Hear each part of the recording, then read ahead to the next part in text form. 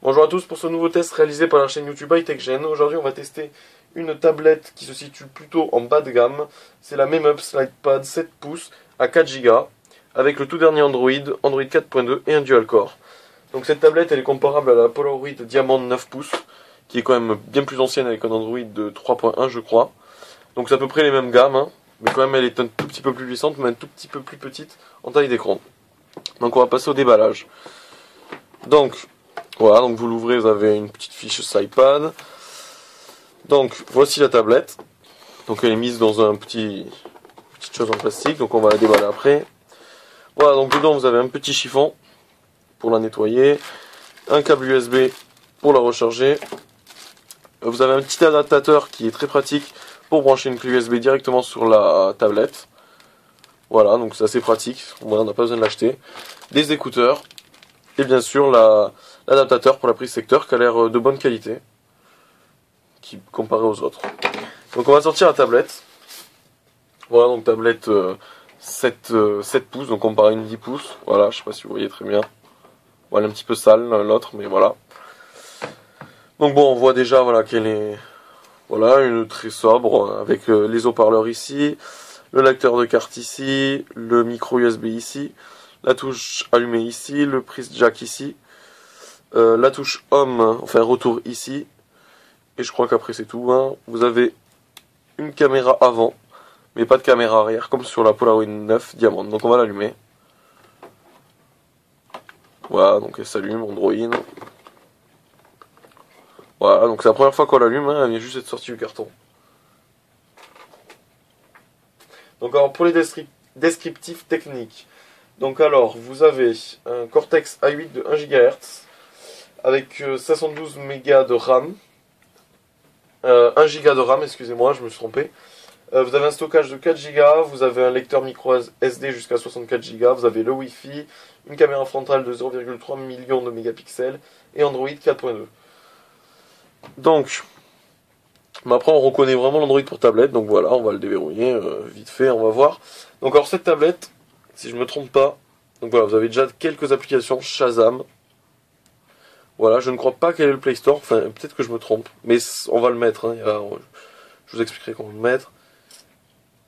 Non, donc là vous avez la petite fois, donc on va commencer par les détails.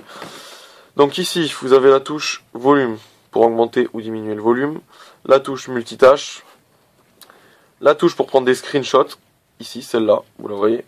Vous avez la touche pour revenir au menu ici, la touche en arrière ici, la touche pour augmenter le volume ici. Donc là, après, vous avez l'appareil photo. Ici, vous avez ça. Et pour aller au menu ici, donc je vais voir de suite s'il y a le Play Store. Ah ben, je me suis trompé, il y a le Play Store. Vous voyez, des fois. Voilà, donc le Play Store ici. Bon, là, on n'a pas Internet. Voilà, donc vous devez le configurer. Mais c'est bien parce que sur cette tablette, vous avez le Play Store. Donc c'est quand même une bonne chose, on va dire. Donc après, ben, niveau chose, ben, on reconnaît bien l'Android de tablette. Hein, c'est un Android spécial pour tablette. Donc je vais quand même vérifier. On va vérifier après. Donc là, vous avez les widgets. Ici. Voilà, donc vous pouvez télécharger sur le Play Store. Après, vous avez les applications ici. Donc là, c'est par défaut. Après, vous pouvez installer ce que vous voulez. Hein. C'est Android Play Store. De toute façon, vous avez le Play Store. Donc, on va aller dans les paramètres. Bien vérifier que ce que je dis, je me trompe pas, mais je crois pas. About Tablet. Donc, Android 4.2.2, donc c'est le dernier Android en date. Donc, vraiment le mieux qui est possible. Vous avez, voilà, ce qu'on voit bien. Ah non, vous avez comme processeur, je me suis trompé, vous avez un super dual core A20. Donc c'est encore mieux pour un double core. C'est vachement bien. Voilà, vous avez la Wi-Fi, vous n'avez pas le Bluetooth, je ne crois pas. Hein. Non, il n'y a pas le Bluetooth. Bon, c'est pas très grave, hein, le Bluetooth. Le Wi-Fi, on va revenir en arrière. Donc après, ben voilà, vous avez, que dire d'autre? Vous avez la navigation, vous avez l'horloge. Voilà, vous avez beaucoup de choses. Vous avez bien sûr le GPS, les maps, la caméra. Qu'est-ce que je peux vous dire d'autre qui peut être important? Vous avez le volet de notification ici. Voilà, donc comparé aux anciens Android où le volet était ici, vous l'avez maintenant ici. Vous pouvez régler la couleur, les options, enfin la couleur, la luminosité. Vous pouvez le mettre en mode avion, vous avez la batterie. Donc alors pour avoir testé la tablette, enfin pour avoir vu sur des forums, voilà, la batterie tient environ 3-4 heures, donc c'est pas mal hein, pour une tablette comme ça. Voilà, vous avez la caméra ici. Vous avez un protège-écran fourni avec, donc je vous conseille de le laisser. Donc ici, directement avec cette touche, vous pouvez accéder aux musiques. Voilà, artistes, albums, song, playlist, no playing. Voilà, donc vous attendez pas un son extraordinaire, mais c'est un son de tablette quand même. Voilà, vous avez le haut-parleur ici. Voilà, ici vous avez un autre volet de notification où j'ai vu que j'ai pris un screenshot. Vous avez, voilà, votre antivirus, voilà, par exemple. Internet, on va juste aller vite fait voir comment c'est l'internet. Voilà, donc on va tester le clavier un petit peu. Donc ça marche très vite, hein. Bon après c'est un clavier assez habitué. Elle est très fluide, enfin... Bon, désolé de pas bien écrire, mais voilà, on ne pourra pas y aller de toute façon. Vous avez les .com ici pour faire des .com. Vous avez les autres signes ici, bien sûr.